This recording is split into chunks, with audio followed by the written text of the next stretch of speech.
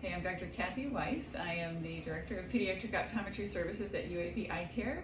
I'm also the team physician for eyes for UAB athletics, especially UAB football. My dad was a football coach, so I got involved with athletics back in 2013 when we were looking to work with children's on concussion research. And so since then we've learned a ton about how vision is affected after concussion. You might wonder why in the world an eye doctor is involved in concussion recovery, but the visual system can be really messed up after concussion. So is the vestibular system and other systems, and even vision and vestibular can be impacted together. So with the visual system, the eyes are typically okay. The vision is typically normal, just like the MRI is often normal post-concussion, but the circuitry is messed up, and so the function of the eyes isn't very good. So although we have good vision, sometimes we can't point our eyes to the same place on the page. And if that's the case, if we have a tendency, for example, for our eyes to turn out after a concussion, then that can cause double vision, eye strain, intermittent blur, and it can really give you some headaches, and that's the last thing that we want. Concussion is kind of a supply and demand issue. At the moment of impact, you have an immediate need for nutrients in your cell body, so the circuitry flows readily, but you have an immediate reduction in cerebral blood flow, so that supply to your brain is not there. So we love it when people drink lots of water, they get lots of good sleep, because we need to meet that supply and demand issue. So if the visual system is messed up, that's just one of those things that is a demand on your brain. And so if you have a tendency for your eyes to turn out and you're getting double vision and eye strain and headaches, then we would want to do maybe some eye exercises for you to try to teach you how to cross your eyes a little bit better, or have the eyes work together better.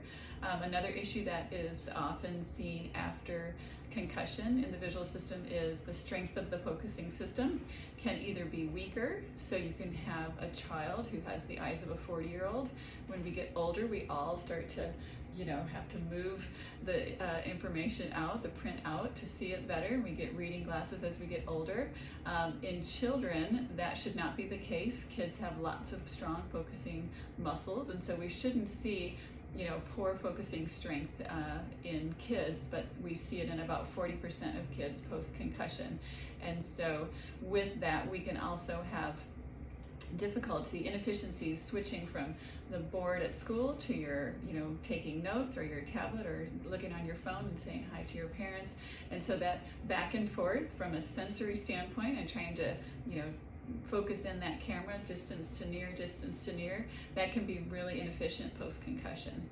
And same thing with the eye muscles. When you're having your eyes look far away and you having them look up close, from a motor standpoint too, that can be real messed up after concussion. So if you have eye strain related to your focusing system not being very efficient or very strong, then we can give you glasses.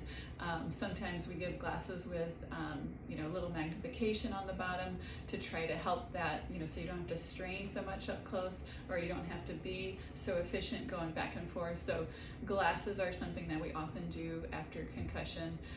Sometimes the tracking of the eyes isn't very good. So okay, let's say we've got good vision for you. You can point your eyes to the same place on the page, but now we need you to move your eyes along the page.